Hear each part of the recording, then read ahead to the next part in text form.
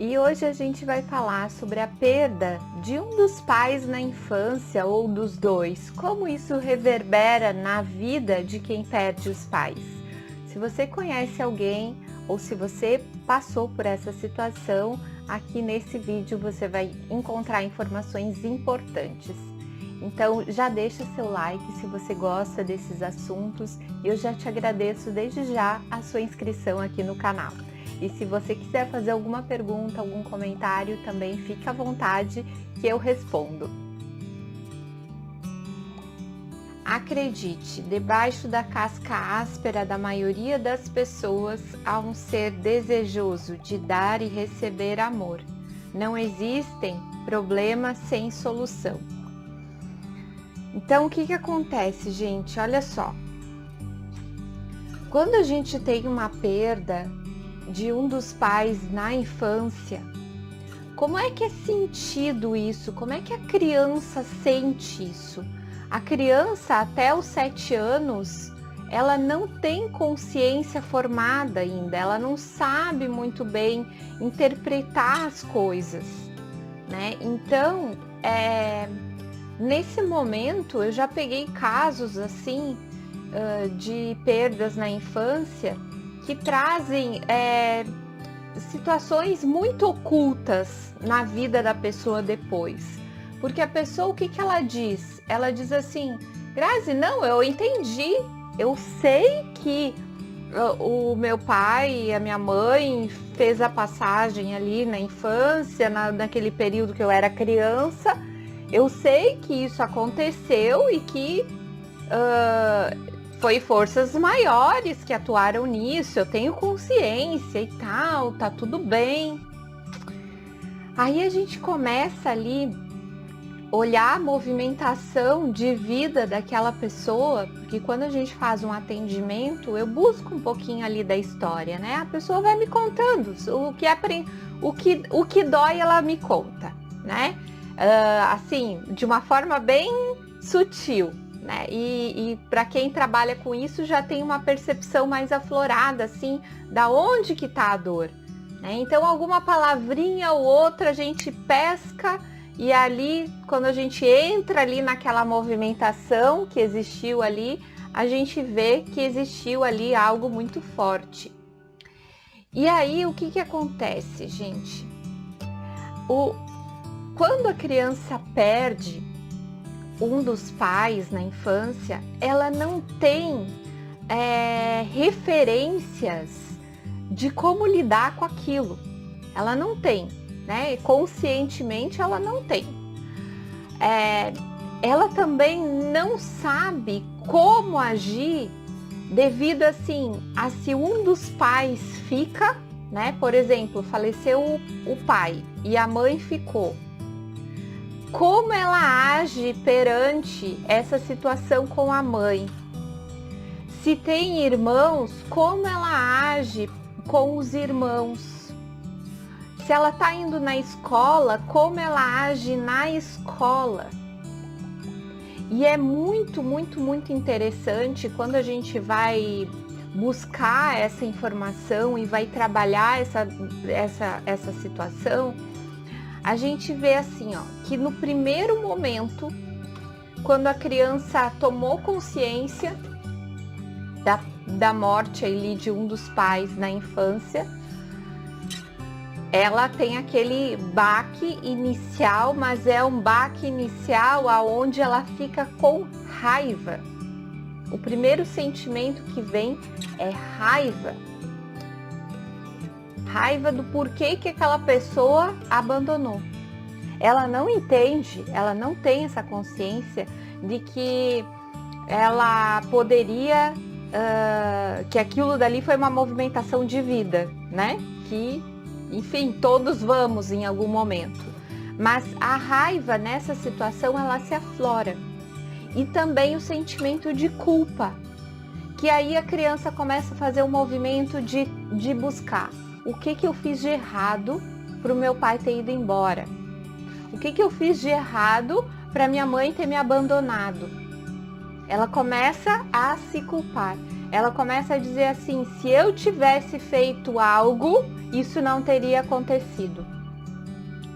Dentro das memórias dela ali, e ela resgata nesse momento terapêutico que a gente faz, né? Ela resgata essas memórias.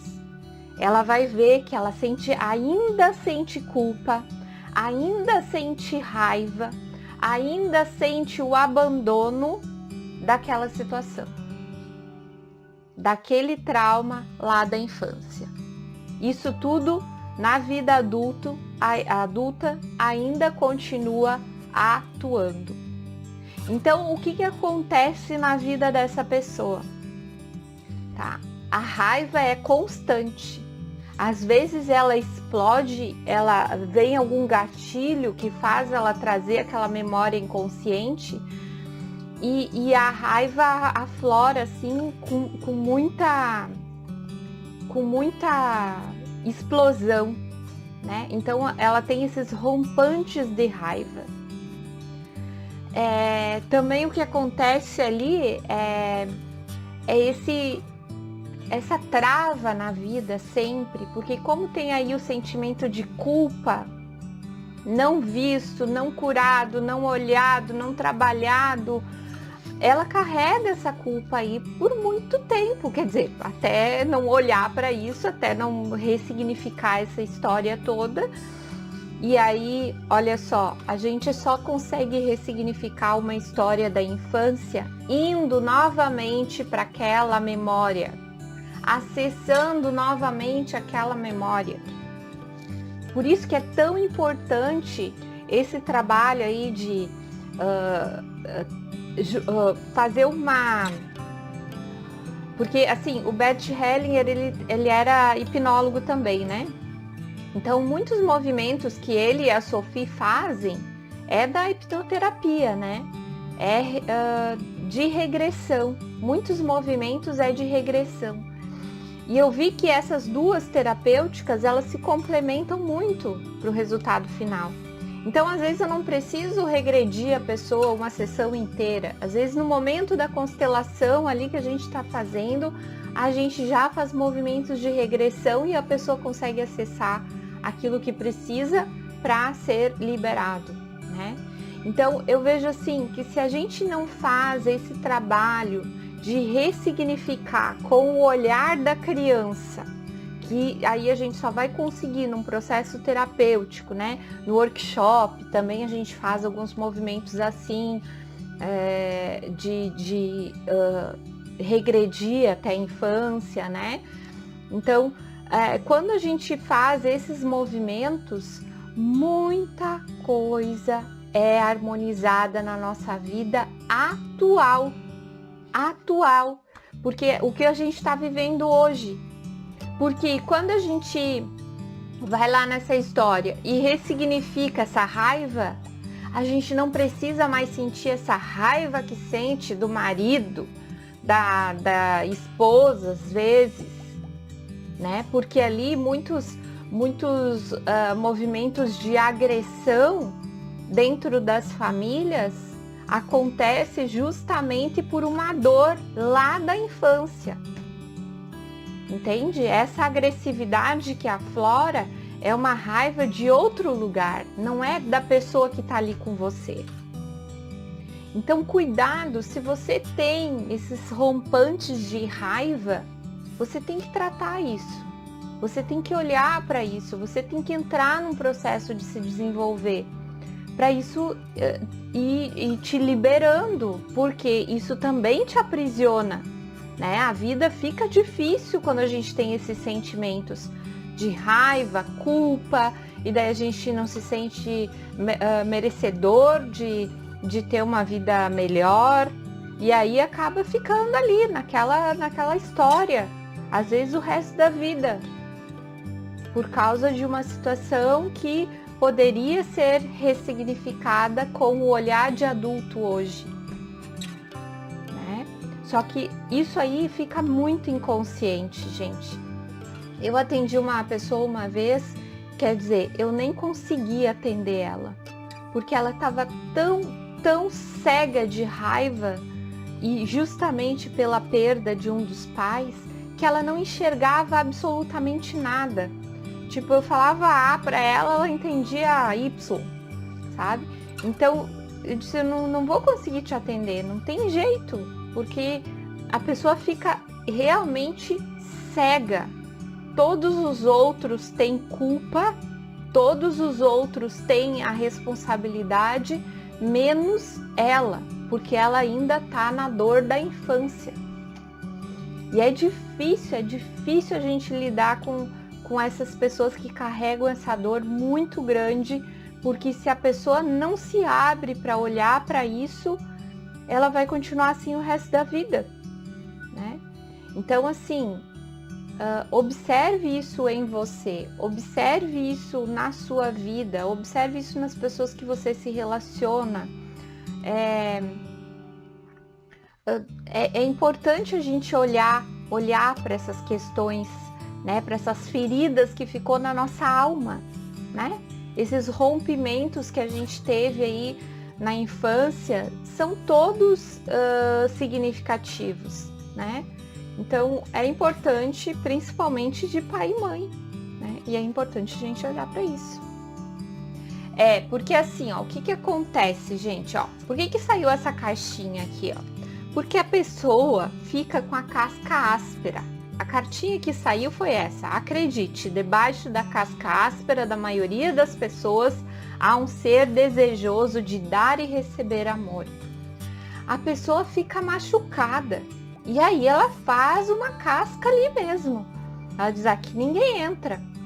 Aqui só entra um pouquinho, não muito, né? Porque a dor do abandono, a dor do que da situação que aconteceu ali na infância reverbera nas outras relações também.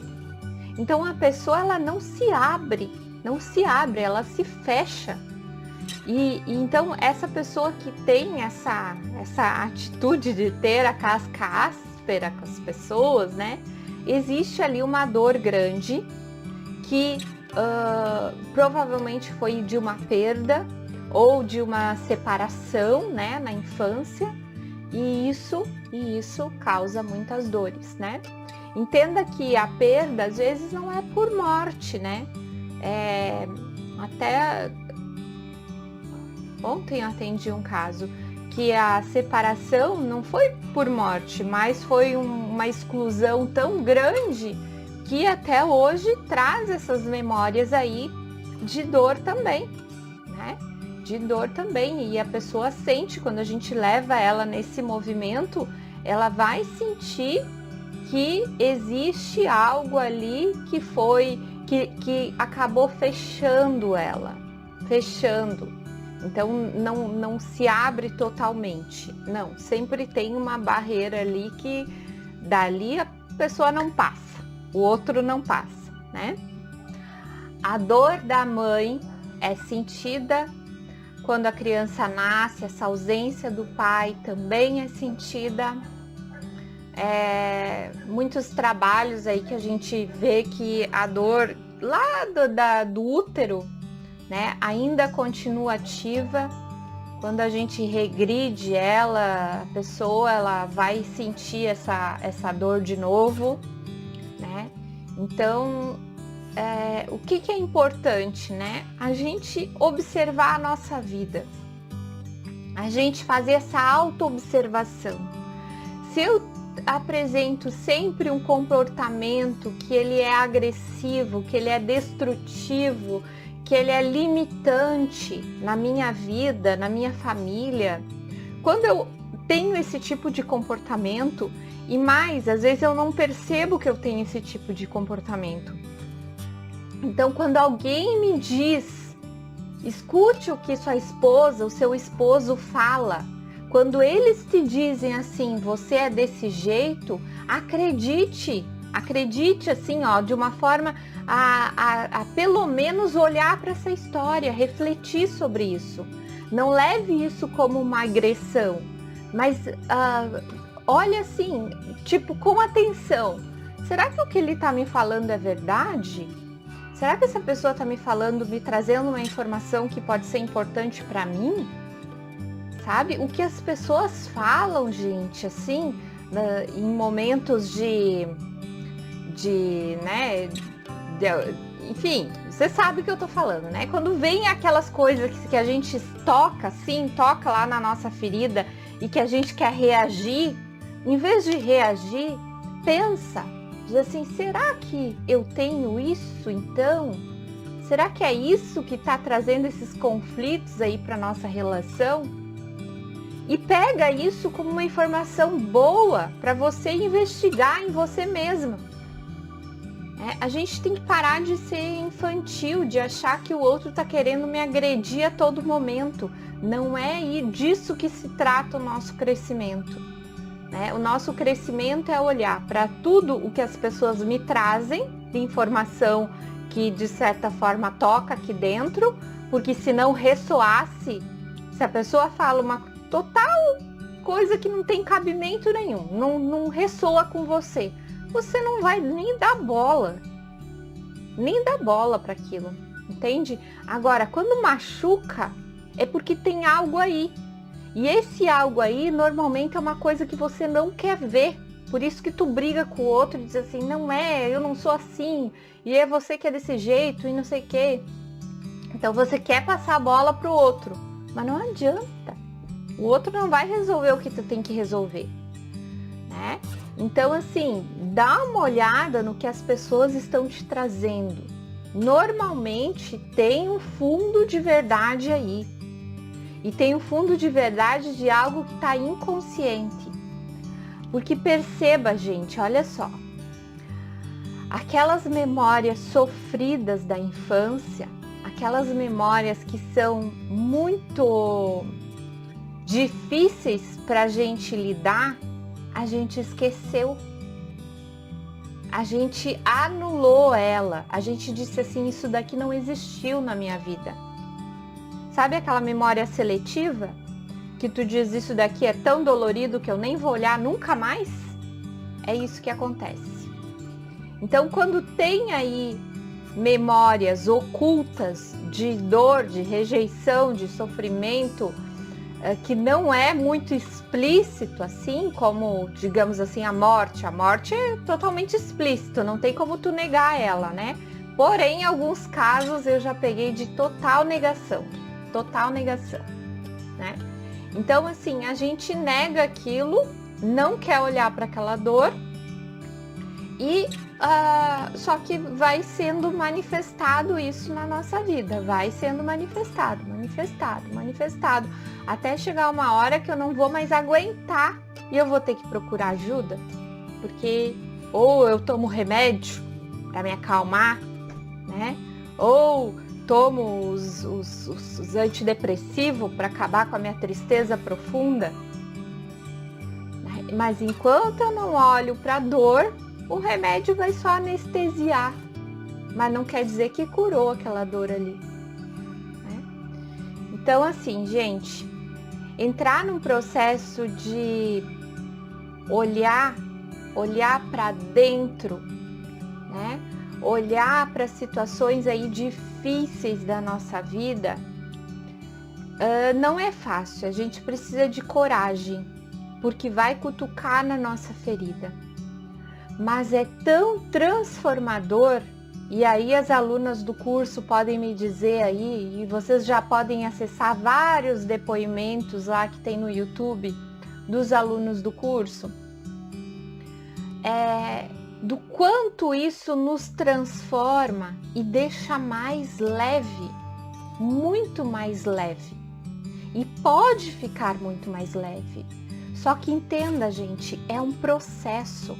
Não é fazendo uma constelação que você vai mudar a sua vida inteira, né? Você até muda alguns aspectos bem importantes, mas enquanto você não encara esse seu processo de crescimento, de evolução como algo importante na sua vida, dando assim a devida importância e o tempo que isso precisa para acontecer, né? Isso é, você disponibilizar um tempo para isso. Enquanto você não encara isso como uma outra área da sua vida, né? Tipo, você tem que cuidar do seu trabalho, você tem que cuidar da sua família, você tem que cuidar da sua saúde, tá? E do seu crescimento, do seu espiritual, desses seus movimentos de alma, não tem que ter um lugar? Sim, tem que ter um lugar na sua vida, porque isso faz parte do seu ser também. E quando a gente não quer olhar para isso, quando a gente quer negar essa parte, né, a gente também vai ficar muito limitado nas outras questões também. Porque esses movimentos de alma, esses movimentos do espírito também determinam as outras áreas da nossa vida. Entende? A gente é um aglomerado. Enquanto a gente não olha um pouquinho para cada coisa, para cada área um pouquinho, a gente não anda em equilíbrio, né? E é importante esse equilíbrio. O oposto da vida não é a morte, é a indiferença. É exatamente aqui que o calo pega. Quando você quer matar aquela pessoa que faleceu ali dentro de você, você sofre muito.